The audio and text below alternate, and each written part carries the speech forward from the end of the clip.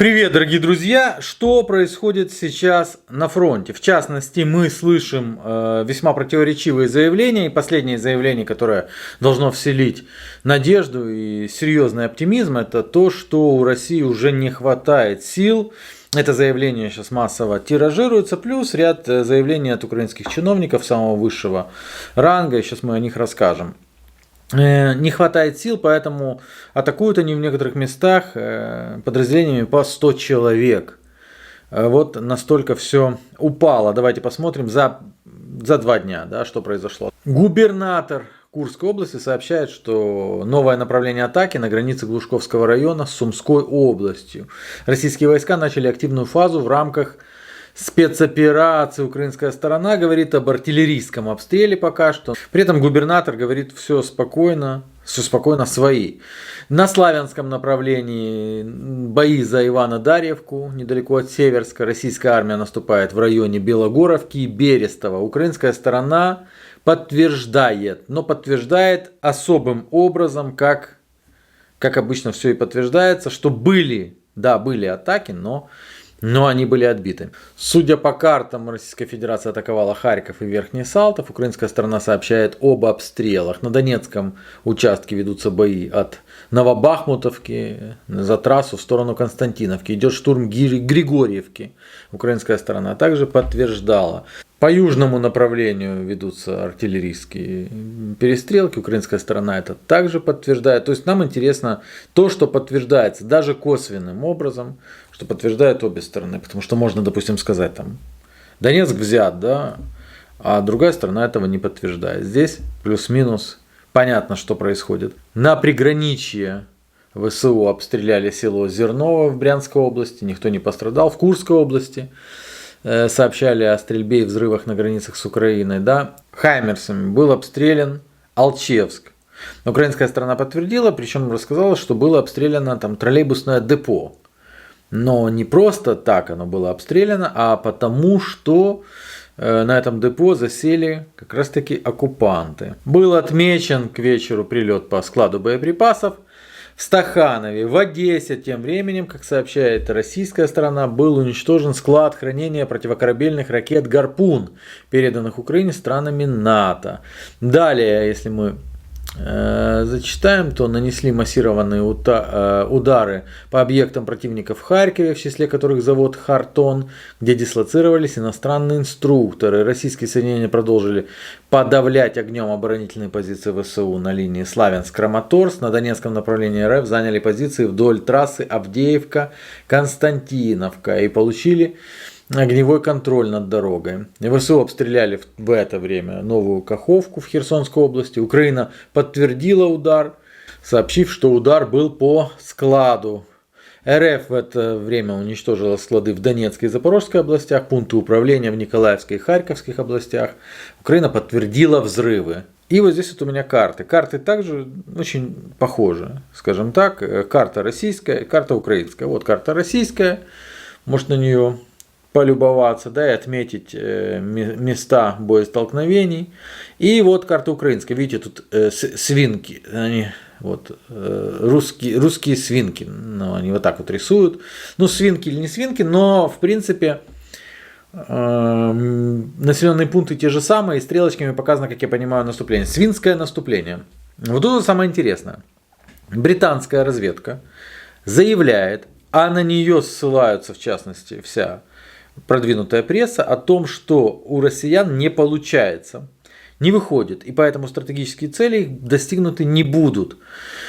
Политические цели также не будут достигнуты, вот, и захватить всю Донецкую область не получится. Российские силы вторжения в Украине столкнулись с проблемой нехватки личного состава. Кроме того, они вынуждены решать дилемму: перебрасывать резервы на Донбасс или защищаться у Херсона. Об этом сообщают со ссылкой на Министерство обороны Великобритании в Твиттере. Как отмечается, Россия продолжает задействовать для своего наступления на Донбассе номинально 6 армий в полном составе. Перед вторжением формирования были созданы за 150 тысяч человек личного состава. Вот.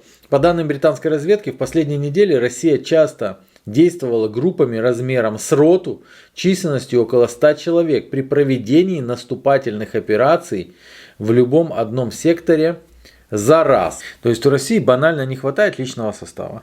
У российских вооруженных сил не хватает людей. И поэтому наступления проводятся вот по 100 человек, да, идут наступления. Для того, чтобы осознать сообщение данное, давайте перейдем к сводке Генштаба Украины, которая вот произошла 17 часов назад, на момент записи этого видео. Украинские военные нанесли потери, оттолкнули врага при попытке продвинуться в сторону Брашковки и Дмитровки. На Донецком направлении противник продолжает попытки наступления на двух направлениях. Противник обстрелял из танков, тра-та-та-та-та. Противник пытался улучшить тактическое положение в направлении Белогоровки. Нет никакого успеха, бой продолжается. На Бахмутском направлении противник обстрелял наши позиции. Наши защитники отбили штурм врага в направлении Мироновки. На Авдеевском направлении враг активизировал боевые действия. Это все по 100 человек? Ну, то есть не хватает личного состава. Мы не можем не доверять, конечно же, такому источнику, как Твиттер британской Минобороны. И к тому же этот источник массово распространяется, как вы видите, там фейки не тиражируют, конечно. Но я не могу понять, по всем этим направлениям, все вот эти вот атаки происходят подразделениями численностью в 100 человек из-за нехватки личного состава. Именно из-за нехватки личного состава продолжаются попытки атак. Как бы подтверждая то, что личного состава не хватает, сообщение от Генштаба: Россия бросает в самые рисковые атаки представителей нацменьшинств. Там растет недовольство. Российское командование бросает военнослужащих неславянских национальностей в самые рискованные атаки, поэтому среди них растет недовольство. Ссылка на что? Ссылка ни на что. Ссылка на Генштаб. Вы же не будете не доверять Генштабу. Растет недовольство. Уже как бы хорошо. При этом растет недовольство также и жителей Одессы, потому что отмечаются прилеты. Сбита одна ракета, сообщалось, что она сбита вроде как над морем, но тем не менее 7 ракет выпущены по Одесской области. Есть раненые. ВСУ, в свою очередь, ударили по российским складам боеприпасов на Херсонщине. Это произошло ночью. А не имеющие сил для атак и контратак российские вооруженные силы, по словам руководителя военной администрации Гайдая, продолжают отступать, то есть наступать. В течение дня россияне одновременно пытались вести штурм по 4 направлениям. Там надо сразу сноску делать, по 100 человек на каждом направлении. Верхнекаменское атаковали со стороны нефтеперерабатывающего завода и с района Золотаровки. Оттуда хотели продвинуться в сторону Донеччины. Пытались улучшить свое положение вблизи Белогоровки.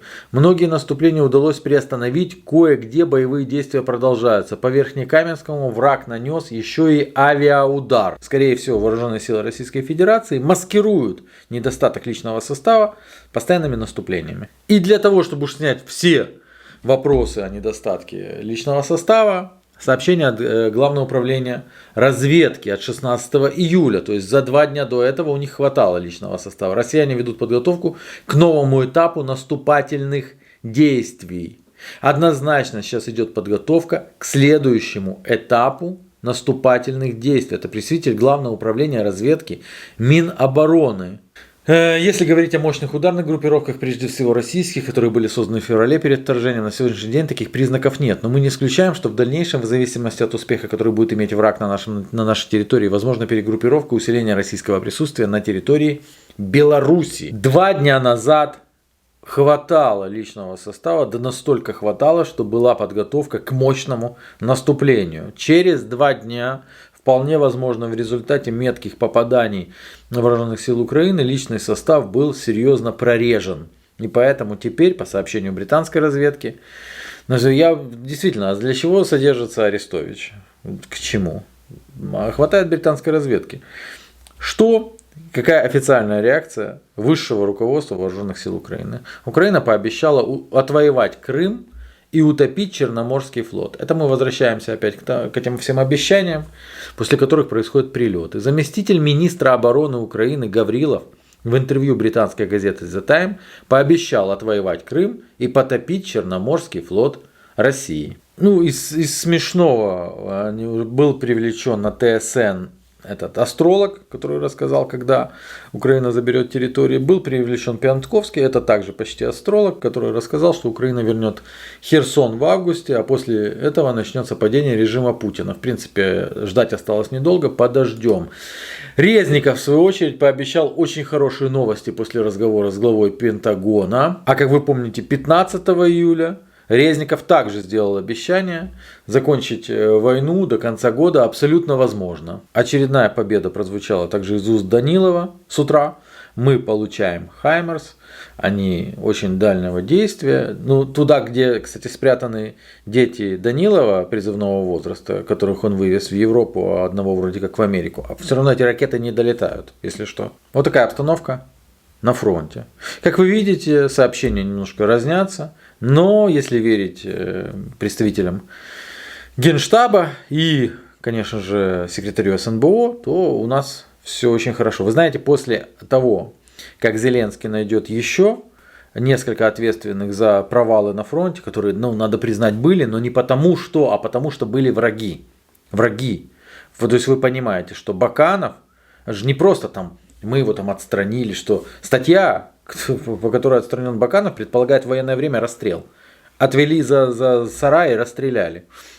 Будет найден еще ряд предателей, изменников, благодаря которым у российской армии получалось получать небольшой локальный успех. Это то, о чем я вас предупреждал. Будут найдены враги. Ну и плюс, дело же не только в этом, да, дело в том, что там есть ряд людей, которые сейчас подмяли под себя практически всю, ну не практически всю силовую структуру, все силовые структуры Украины. Но это совсем другое видео, совсем другой рассказ. А пока что все хорошо, постепенно отвоюем, вот в августе Пиантковский врать не будет. Проверим. Пока.